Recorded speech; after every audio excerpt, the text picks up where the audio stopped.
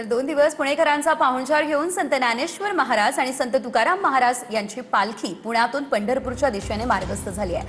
हरली ती भूकतहानं निमाली संतांची देखील चरणांबुजे अशा भावना मनात ठेवत संतांची आणि वारकऱ्यांची सेवा करून पुणेकर आज दोन्ही पालख्यांना निरोप देत आहेत.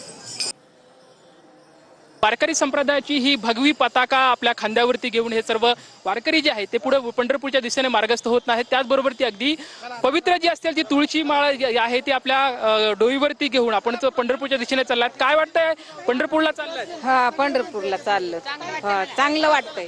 कुठून आलात? पात्रूड, धाराशिव. विठुरायाला काय मागणार आहेत तुम्ही? खुशाल ठेवा. हा, चांगलं, सारं चांगलं. हा, घडू द्या.